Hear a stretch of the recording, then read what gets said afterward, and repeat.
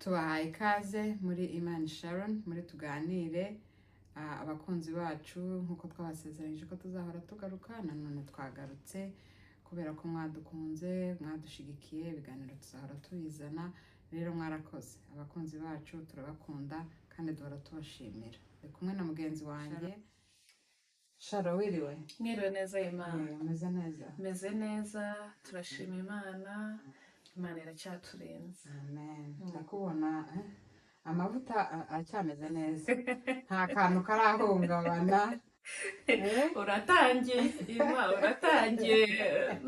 n'ubushumba akomeje kugira imbaraga ntiyoreka oya akomeza kubeho rwose akomeza atemba ava ku mutwe amanuka no ku birenge cyane rwose akomeze yiyongere kuko dutangira kugabanuka nawe tuzabona utangiye kugira gucumbagira gatoya kandi ibyo ngibyo ntabwo tubikeneye ntabwo afite kugabanuka ahubwo azarushaho kwiyongera no kuva mu bwiza tujya mu bundi buriya iyo nkurebye mu myaka nk'itanu niba uzaba utaraba nka bishop cyangwa apotre nta gahunda buriya ashobora kuzajya nkubona nkavuga ntiyo ni pasiteri araje kaza kuntwaza ibitabo mbese nyine ugahita ubona hari ikintu gihindutse ati umushumba araje oya Imana ntabwo ibyo bizaba ariko birakwiriye burya mama mufite titire Imana yabahaye iriya titire y'Imana nubwo rimwe na rimwe tubiburagaho tugasa nk'ibintu twabifata nk'ibintu bisanzwe ariko ni ibintu bikomeye ni ibintu bikomeye ni hona Imana ni icyizere Imana iba yakugiriye gusa rimwe na rimwe harimo tucyabyuzinga tukumva ko turemereye kurusha uko twari turi mukiremereza pe ariko ubundi iriya titire ubundi yakagucishije bugufi no kurushaho kumva ko uri munsi y'abandi ugiye kubabera umushumba ugiye kubasavinga ukamanuka buriya rega nubwo tujya tubicurika twebwe ariko ubundi nimwe mwakagombye kudusavinga kandi burya iyo umushumba ari gusavinga abantu abashumbye nabo barabireba bakavuga ati uyu pasiteri ntako atagira noneho tugahita duheraho natwe tukagusavinga kuko wadusavinze nk'uko bikwiriye ariko abenshi basigaye babicurika uzagenda uganiriza bariya bashumba bose rero barya bose ubabwire ati rero bashumba rero ducurukuye dusavinga intama zacu tuziyobore neza nabo natwe tuzabagandukira pe burya ntabwo abakristo ari abana babingiramo oya ntabwo ari abana bawe ahubwo unyibukije akantu hari ikiriyo nigeze kujyamo ndi gukilininga imeza nibwo nari nkimara nkiri umururi ujya gukilininga rero nk'uko ntari nsanzwe menyereye urabizi ko tujya dukora mu gikoni iyo habaye ikintu so nari ndi aho ngaho ndi gukilininga n'abandi nyine turi benshi umwe mu bashumba bakuze bamaze imyaka araza aranyegera arambwira ati ese Sharo bite ni sawa rwose pasiteri ndashima ati ibi bintu uri gukora ntuzi ko bitakikureba nta mushumba ukilininga imeza I was very disappointed naramurebye ndavuga koko ngo yigo ni ukuri ngo mu bintu nk'ibi ngibi ujye umenya ko uri umushumba atangira kunyigisha ukuntu ugomba kwitwara ugomba kuba umushumba ukajya wicara hariya bayimakire bakazana isahani naramugaye wamara kurya nkaba ndaho ntwaye trashe nuko baba bagomba ko oya naramurebye ndamubwira ni nyamara bishop njya ngo ni no mu bishop ni nyamara bishop ni twese bino biratureba ahubwo nitwe bireba cyane nitwe dukwiriye gusavinga abandi hanyuma nabo bakaza tugakorana nta kintu gihambaye mujya mucisha make oya tugomba kubyiga mwige kuba iyo urebye abapasiteri ba hano b'abazungu uramureba ukavuga ati koko aba bantu nibo basobanukiwe no kuba umushumba icyo ari cyo kuko ushobora kujya mu itorero rikuru ugashaka pasiteri ukamubura bikomeye kandi ari mega church ijyamo abantu barenga ibihumbi ugashaka intebe ya pasiteri ukayibura ntabwo aba ari hari imbere ngo afite ibye bamuzaniye bitandukanye n'iby'abandi aba yicishije bugufi pe noneho ugiye noneho nko mu mibyizi tureke sande mu mibyizi ukaba nkunyura kuri caca niho uri gutoragura amatrashi niho uri guklininga n'abandi ba volunteers batera indabo ku buryo ubona ari gusavinga pe kandi arabikunda. Ni ibintu bisanzwe, ni ibintu baranabyenjoyinga kuturusha ngira ngo cyane, ariko nako nta nubwo ari ngira ngo barabyenjoyinga, ubona babikorana urukundo, babikorana umwete, barabisobanukiwe cyane. Usanga nibo bari mu gikoni. Uzi ko ureba pasiteri w'umuzungu w'umurevera agatora trash nko mu ma event dukorana, ugasanga niwe uri gutora trash. Ariko I hope ko tuzajya tubyigira cyane cyane abashumba nka bagenzi bawe baje muri ibi bihugu tukagira umutima wo guca bugufi, mubyigiraho nta mpamvu yo kwikomeza. Kandi hari no kuntu connecta, uzi ko buryo uri kuri level ugasanga abandi aho bari ni nabwo connecta nabo cyane, ariko biriya tuba twashizemo distance, ni nkaho tuba turi gushamo distance hagati yacu intera, ku buryo njyewe mukirisitu hari igihe nshaka no kukwegera nkavuga ati uriya ukeneye protokole gusa mbese hari ahantu mba ngomba kubanza guca kugira ngo nkugereho. Iyo distance rero muba mwashize hagati yacu namwe ntabwo ikwiriye mu gihe turimo. Ugasanga na ya friendship ya relationship ntabwo ifite meaning. Yaba afite n'ikibazo akumva naho yaguhera kubwira, yaba akeneye mbese ugasanga nyine ntibijyanye, hari ikintu kibura. Rero mujya mutwitaho, muzane twa tuntu mutajya mukora mugende mudushakishe mutwiteho, intama ubundi natwe tuzabagandukira. Nzashitse ubutumwa ku bandi uzabushitse rwose.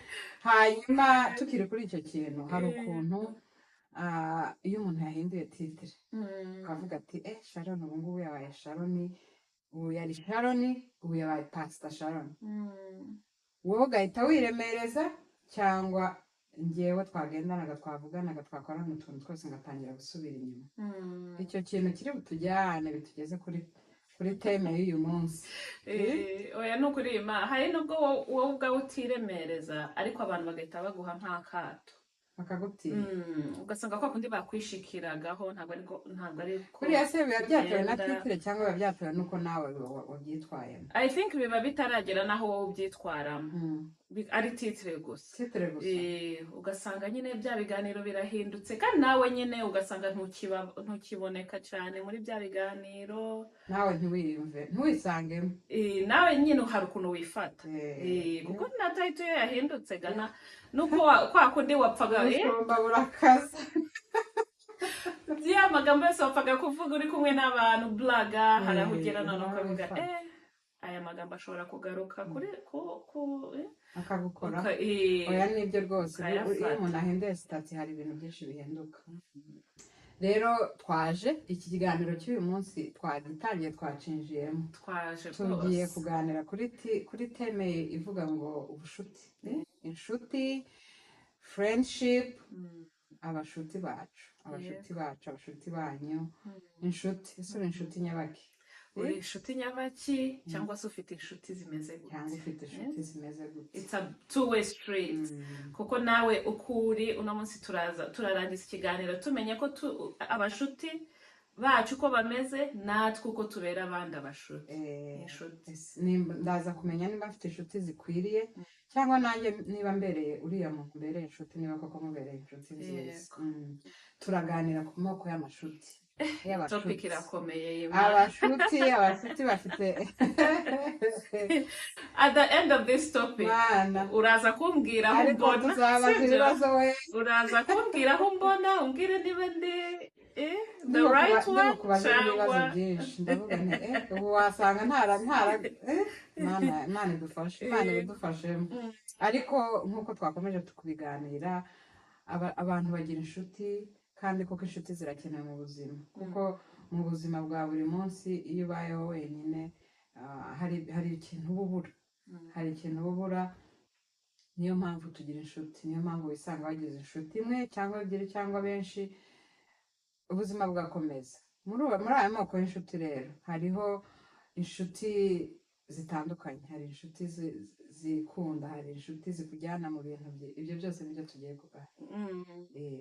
Birakaze abakunzi bacu nabo baze gukomentinga kuri izo nshuti batubwire uko bazibona cyangwa niba hari andi moko tutavuze nayo bayazana cyane. Ni menshi pe, ni menshi ariko turagihina tuvuge makeya.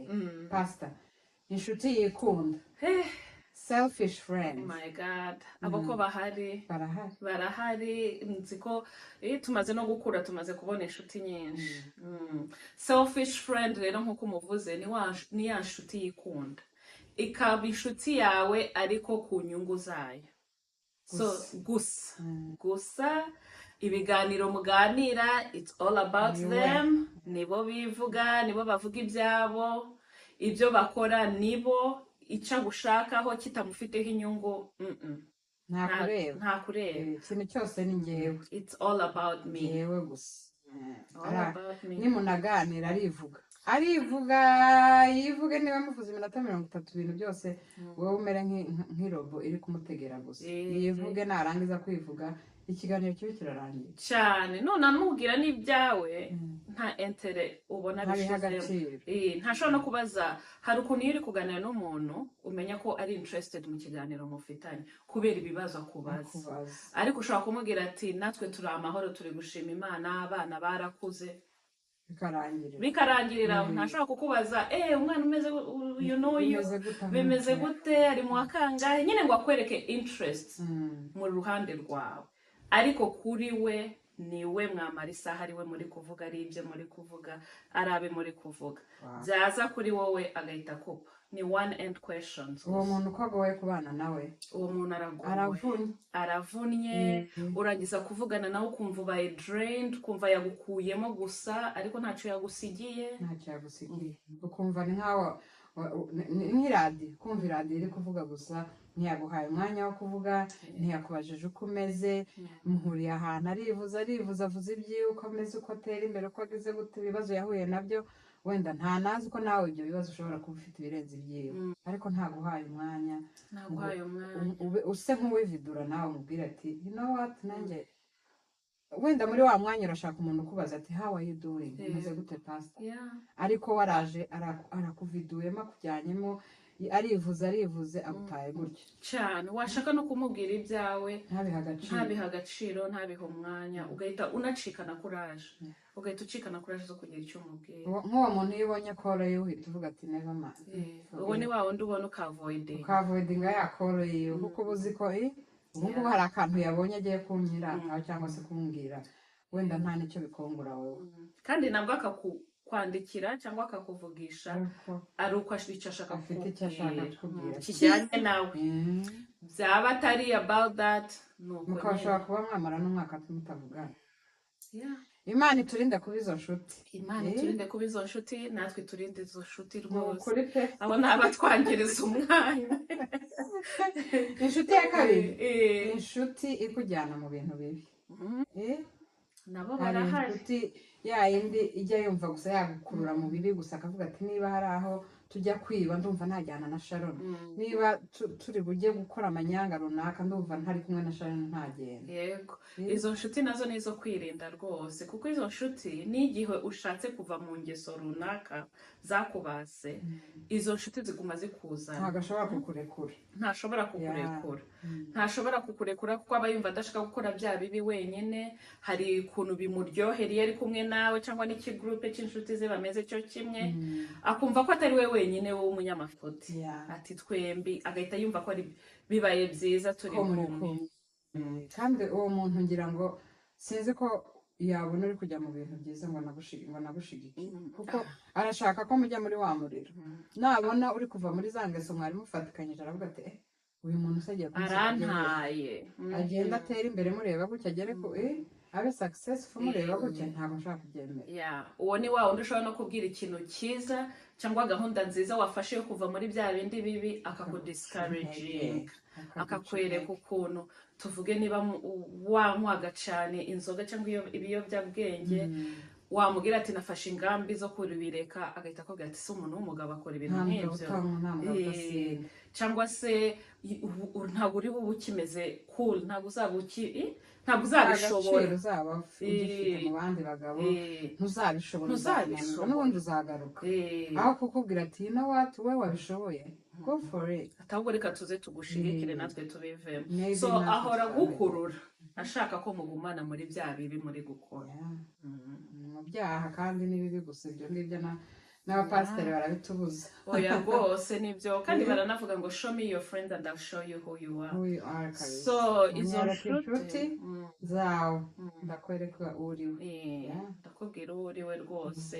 So iyi nshuti ijyanye n'imico yacu cyane cyane rwose. So iyo uri muri icyo kigare urahinduka nawe ukamera nkawe cyane. Rero abo bafrende rwose Imana ibaturinde nabo, ibaturinde mu izina rya Yesu. Nukuri pe. Inshuti ya gatatu, yego, inshuti y'akanya gato, wa wundi uhamagara ukavuga ati tujye out muri weekend dukubitemo amakanzu meza nitumara tujye kurya ahantu, mukagenda mugaseka mugasangira mukagaruka. Inshuti nazo ziriho pastor? Izo nshuti ziriho Imana. Izo nshuti zirahari z'akanya gato, za zindi uhamagara ari uko hari ikintu runaka kigiye kuba, cyangwa nyine nk'uko bivuze mushaka nko kujya hanze, kandi atari ukuvuga ngo ni bibi. Mukahamagarana mukavuga ati tuzagende hanaha twishime, mukagenda mukifotoza mugasangira mugataha mukagira ibihe byiza, ariko byo hejuru bitari indani. Noneho mwarangiza mugataha, wenda mukajya munaganira kuri ibyo bihe byiza mwagize hano na hano, ariko ntabwo mwinjira indani. Ntabwo ashobora kumenya niba waburaye, ntabwo ashobora kumenya niba warwaye, ntabwo ari we muntu wa mbere wahamagara ufite ikibazo. So izo nshuti nazo zirahari, ariko kandi izo nshuti njyewe ndumva atari nziza, atari mbi. Ntabwo ari inshuti mbi nubwo mutaba muziranye cyane ngo umenye ikibazo yagize cyangwa nawe umenye ikibazo nagize, ariko atiriste mwagiye hanze mukreatinga n'izo memories. Ntimujye deep ngo mumenye buri muntu amenye what's going on mu rugo rwawe, undi amenye kugenda mu rugo rwiwe, ariko murahuye muraseka murishimye mugize ibihe byiza. Izo memory murazigendana igihe kirekire. Yego rwose ntabwo ari mbi as long as uzi ubushuti bwanyu uko bumeze, aho bugarukira, uzi boundaries, ntiwe expecting more ngo wenda uvuga ati ntabwo yanyitayeho ntiyamenye ko ndwaye, ntabwo ngo bikubabaze, kuko ntabwo afite iyo level y'ubushuti. Ni nacyo kimwe n'inshuti muhuye wenda ku ishuri, muhuye ku kazi, mugakundana aho ku kazi, mugafashanya, cyane cyane nkatwe tuba muri ibi bihugu, hari ubwo usanga ari umunyafurika mugenzi wawe aturuka wenda muri Kenya, nawe uva mu Rwanda, muri ahantu hari abazungu gusa, mugahita muconnect. Ariko iyo muvuye hahandi bishirira aho ngaho, kandi mukaze mwafashanyaga. Uwo muntu ni wa wundi nyine ntushobora kugira ikibazo ngo muhamagare, ariko cyagiye muhuye niba ari mu ishuri murahuza mukaganira kandi ukumva birimo biragenda, akanagufasha rwose mu mutwe ukumva urishimye no kumubona. Niba ari uwo mujyanye out mu kigroupe cy'abantu 8 bangahe, nyine mukaba muri icyo kigroupe mugaseka ugataha waruhutse, ariko atari ya deep connection. Uvuze akantu neza keza kuri iyo nshuti, ntugire expectation zo kuvuga ngo Sharon twasetse twasangiye, ejo wagira ikibazo ugahita uvuga ati kuki Sharon atari kumvugisha kandi nagize ikibazo. Iyo udafite iyo expectation ntabwo bikubabaza, nta nubwo bigukomeretsa. Yewe na ya nshuti nyine imeze gutyo ntabwo yishiramo nabi, nta n'amakimbirane mushobora kugirana hagati yanyu, kuko ni wa mwanya gusa mwahuranye. So ntabwo expectinga ko aguhamagara akuvugisha all the time cyangwa amenye ikibazo wagize.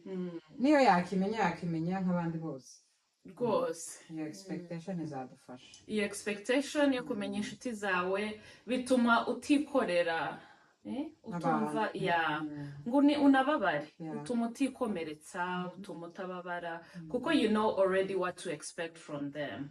Ahubwo yaba akoresheje ikintu kikagutangaza, agiye extra mile ukavuga wa muntu wasanga ndi kumuklasa hano ariko wenda namuzana akaba muri iyi kategori mu buzima bwanjye. indi nshuti ko turabica hejuru ariko ni birebire twabivugaho amasaha agashira ariko ko turabica hejuru. indi nshuti rero ni inshuti y'inyungu, opportunities, friends. abo bariho ba bandi bagushaka ngo nyapurikira ngo ako kaza gusesikera ngo pastor ngo ako kantu tukareke. ariko izo nshuti za opportunities barahari rwose cyane, barahari, baza uko hari inyungu bagushakaho.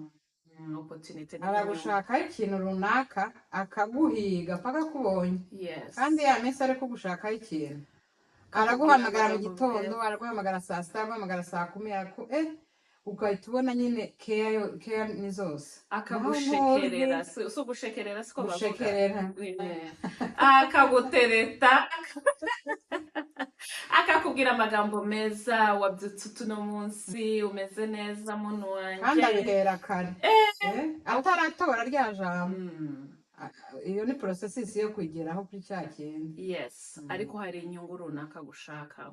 Abo ngabo cyane cyane niyo baza baka umuriro cyane n'umuvuduko mwinshi, kuko inshuti burya bigenda bikura buke buke, ntabwo bita muba inshuti magara umunsi wa mbere. Ni relationship yubaka gake gake, genda mwizerana, ariko yayindi hubutse, yayindi gushaka inyungu, ashobora no kukubona mu bantu atanakuzi, wenda ari nabwo bwa mbere akubonye, ati nagukunze, ati ndamukunda uriya muntu, urankunda unzihe, naza utaha ntazi n'izina ryawe ngo nagukunze, ndamukunda nagukunze, akakwiyegereza cyane, akakwereka ko you know what I want you, agahita agusaba nimero umunsi wa mbere muhuye, akaba agusabye nimero, waba utaragenda ukiri muri parking akaba akwandikiye ngo ni njyewe, ejo mu gitondo akaguhamagara ngo wamenye se, agahita kwandikira nanone yaba iki paragraph kingana gutya, ibintu byinshi, aho nguhita question mark, what are they after? kuko ubundi kenshi nyine nizo nyungu abagushaka, ntabwo yashatse kuinvestinga inyungu buhoro buhoro. Yes, gusaba inomero wabonye umuntu bwa mbere, it's okay, ushobora kuzimusaba bwa mbere, kubona umuntu ukamwiyumvamo, yes, ni ibintu bisanzwe, ariko ntabwo uhita ukunda umuntu ubonye gutyo umwimariremo, ni nko kumuhakinga, uri kumwandikira buri saha, uri kumuhamagara buri saha. Yes, ako kantu pay attention, kandi iyo akigezeho sharo niho uhita ukagenda nabi, nta na thank you ubonera, uzabyumvira ahandi kubyo bintu yifuzaga yabigezeho, ya message yakoherezaga ntwongera kuyibona, njyamba na block number zawe, nimero zawe akaziblock. Noneho ikibabaje, hari nubwo hari ibindi azashaka nyuma, ariko akagira ngo ararangije, akagira ngo birarangiye, no muntu uzongera kumukenera, ariko mu buzima akagukenera nyuma yaragiye kwa kundi. Hari isoni bagira se, izo nshuti ntabwo zijya zigira n'isoni. Ngewe hari n'ahantu no dosiri rwose, hari ahantu ngewe ngera nkavuga oh my god, ubu se yabanje gutekereza ukuntu last message, nta nareba na message ya nyuma yakwandikiye ngo avuge ati ntiyashimye, ntiyavuze ati bya bintu narabibonye, ariko arongera agaruka gatumva aravuze ngo pastor ngo nshobora kukubona, amaze nk'amezi angahe waramufashe cya kintu akakibona, kandi ubwo nyine niyaje kukureba uhita wumva ko ari ikindi ashaka ya expectation nyine tuvuga ati of course hari ikindi ashaka, let me wait and see icyo ashaka noneho ndagikura. abo bantu draining, bagukuramo umutima w'ubumuntu, bagatuma ufata abantu ko budakwiriye. Niba wari n'umuntu ukunda gufasha abantu, ufite umutima wo gufasha, ufite umutima, bagenda babigukuramo, ugahita usigara ufite na trust issues ku bantu, ukavuga umuntu wese ubonye ukavuga ati wenda nawe aje nka babandi se ndamenya gute noneho hari n'abasiga bagukomerekera baragukomeretsa pe inshuti nk'izo ngizo kenshi iyo utabaye maso nawe ugahita wumva ko wabonye umuntu ugahita winvestinga muri bo ukamwimariramo umwanya wawe ibyawe resources zawe niba ufite n'ibintu iyo agiye kwakunda asiga agukomerekeje umutima turi mu isi tuzahura nabo ariko Imana iturinde nabo Imana ibigize kure yacu kandi natwe Imana iturinde kuba nkawe ni ukuri pe kuko twavuze ngo it's a two-way street Imana so natwe nubwo turi kuvuga izo nshuti nawe wireba uvuga ati ese hari aho nakoresheje umuntu did I use this person hari aho twisuzume twigaye aho tutabaye inshuti nziza niba binashoboka usabe n'imbabazi niba bishoboka ko wegera n'uwo muntu umbwira ati nasanze ntarakubereye inshuti nziza umbabarire niba hari aho nagukomerekeje muri bwa bushuti ko si byiza gutandukana niyo mwana atandukana si byiza gutandukana nabi kuko dushobora guhurira hano uyu munsi ejo tugahurira ahandi ari twe twenyine nta yindi choice dufite cyane rwose kandi hari n'ukuntu ibyo dukora bizageraho bijya byafekitinga generation to come noneho cyane mu bushuti uzi ko hari abantu bangiriraga neza cyangwa bakagirira mama neza kubera ibyo sogokuru yabakoreye cyane hari umuntu ukubona agahita avuga ati mama wawe ndamwibuka yagize gutya na gutya na gutya na gutya yangiriye gutya na gutya yambereye inshuti nziza umuntu akagukunda kubera ikintu mama wawe yakoze cyangwa papa wawe cyangwa umuvandimwe wawe akavuga ati urumva ko basiga trust ibintu bigenda bisimburana mama wawe urabikora abana bawe bakazabisarura inshuti ya nyuma ariyo tugiye gusorezaho nk'uko twabivuze ni nyinshi pe ariko tugiye gusoreza ku nshuti true friend inshuti nyanshuti supportive friend wa nshuti yawe ya nshuti igushigikira ya nshuti murirana ya nshuti musekana ya nshuti guhora hafi mu bintu byose Imana iyo niyo nshuti twese twifuza niyo nshuti niyo yaba ari umwe arakurutira 50 ya za zindi zose twavuze kuko uwo nguwo akuba hafi aragufasha arakugaya iyo wakosheje akakureba akakubwira ati hey manura gakeya hano ntabwo umeze neza akagushira mu nzira ikwiriye akagusubizamo imbaraga mu gihe wacitse intege iyo niyo nshuti twese twifuza ngo ni inshuti iyo nshuti ngo ni ya nshuti ngo iyo uzamutse cyane iri mu byishimo byinshi gerageza kukumanura ati ndabona uri kuzamuka cyane manuka yabona kandi wababaye cyane ikaza ikagufata amaboko ikakubwira ati ibi nabyo wabivamo komera ntumanuke cyane cyangwa se ntuzamuke cyane ikakuba hafi muri bya bihe byose byiza mukaba muri kumwe ibibi mukaba muri kumwe iyo nshuti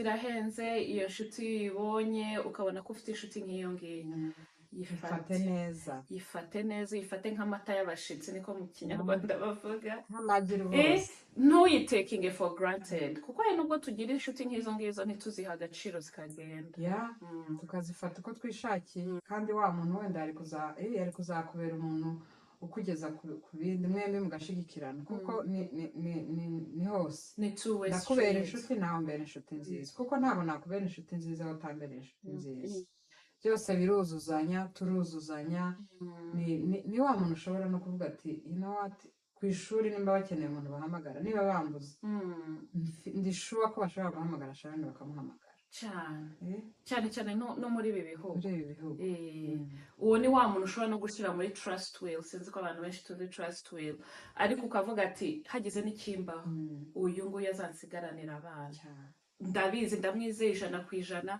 uko ndi kurera abana banjye niko nawe azanderera abana so uwo ni ya nshuti uranabivuze nibuka twigeze kumva na rino jambo n'umukozi w'Imana Apostle Gitwaza ari kuganira ku nshuti aganira ku bushuti bwa Dawidi na Jonathan atanga urugero rw'ukuntu Jonathan yari inshuti nziza kuri Dawidi ayo magambo yaranejeje Jonathan ni wa muntu wari ufite impamvu zose zo kudakunda Dawidi, kutamushigikira, kumurwanya, kuba threatened, kumva ko aje kumutera ubwoba.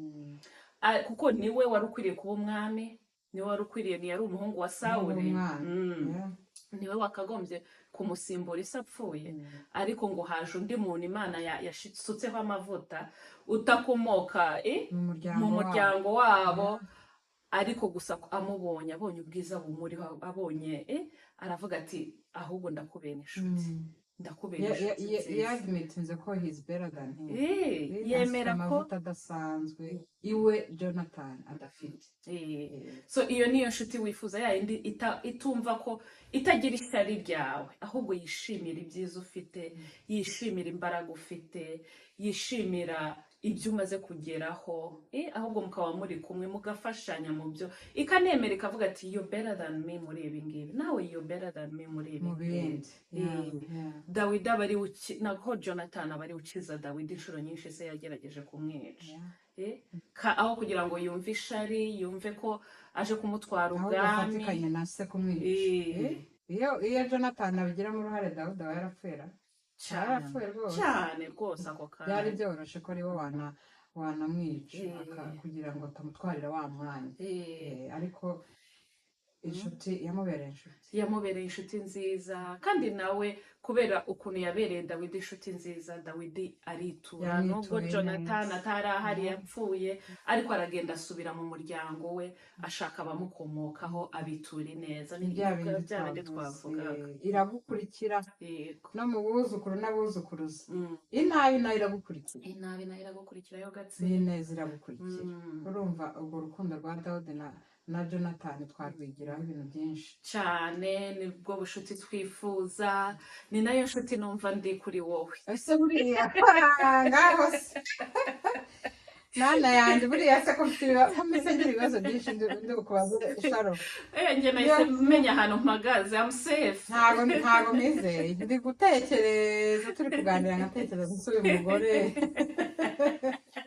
Buriya se namushira, buriya se yambera Jonathan cyangwa yambera Sawuli. Jewe I'm very safe, nahise menya ahantu mpagaze muri life yawe. Ariko tuzavuga ukuntu twahunda, tuzabwira abantu bivuga, tuzakora agastorira.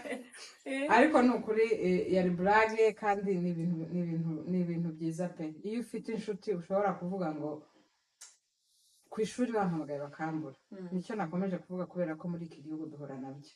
Ugasanga umwana ku ishuri agize emergency, twebwe tuba hano tutari kumwe na ba mama na ba papa na ba maruko, igiti cyonyine ku musozi kamwe ukareba ukavuga ati ariko mana, ubu se umwana wanjye agize ikibazo ku ishuri, ndi mu kazi ndashobora kwitaba telefone, ninde bahamagara?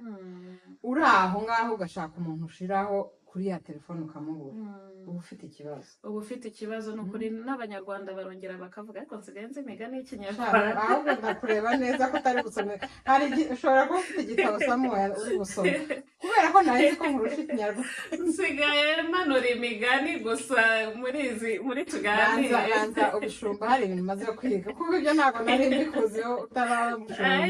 Nanjye biri kuntungura, ariko bajya bavuga ngo inshuti yo hafi ikurutira iki? Umuvandimwe wa kure.